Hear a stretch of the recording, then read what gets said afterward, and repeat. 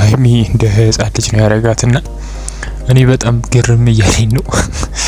ምንድነው ቆይ ሀይሚ ብሩክ እኮ ወደ ጉዳዩ ነው የገባው። በቃ እንጋባ ነው ያለው እንጂ ሌላ ነገር አላለም። ሽማግሌ ልካለሁ ሲላት ብሩክ ሽማግሌ ልካለሁ በፍርሃት አለቀሰች ይላል። ምንድነው መፍራት? ለምን ያስፈልጋል እንዴ? ብሩክ ሌላ ሰው አይደለ፣ አዲስ ሰው አይደለ፣ ምን አይደለ። ይሄ ምንድነው የሚባለው ደግሞ ባህላዊ ጋብቻ አይደለ ያረጋው።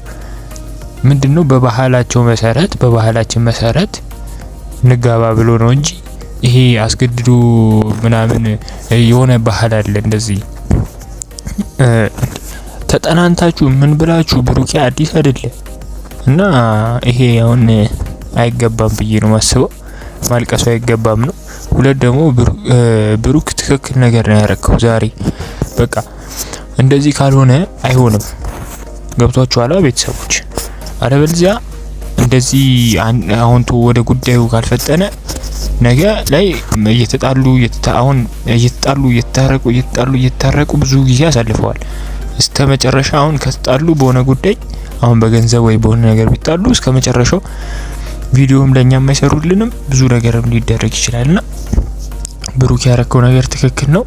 በተረፈ ሀይሚ የህፃን ልጅ አይደለሽም የምታለቅሺው ዝም ብለሽ አይደለ? ቤተሰቦች አሁን እናንተ አስቡት እስቲ እንደዚህ ተጠናንታችሁ ምን ብላችሁ ወደ ጋብቻ ሲል እንደዚህ ማልቀሱ ምን ይገባል?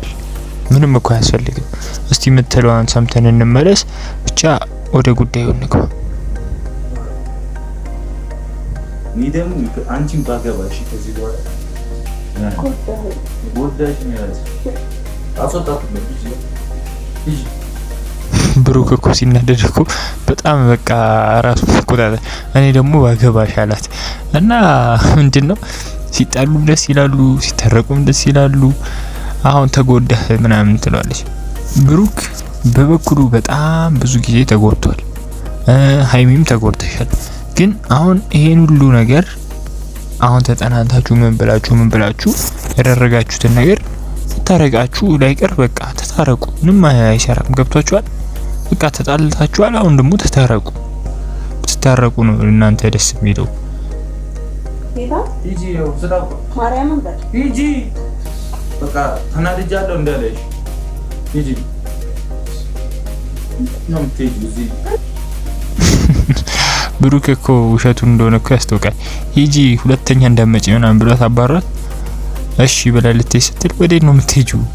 አያችሁ ብሩክ አይጠላትም፣ አውቆ ነው የሚያስመስለው። ምን የሚለው ግን ሀይሚ ማልቀስ አያገባሽም። እና የዛሬው ቪዲዮ ግን ምንድነው ቤተሰቦች ፕራንክ ነው። እኛም ተሸውደናል።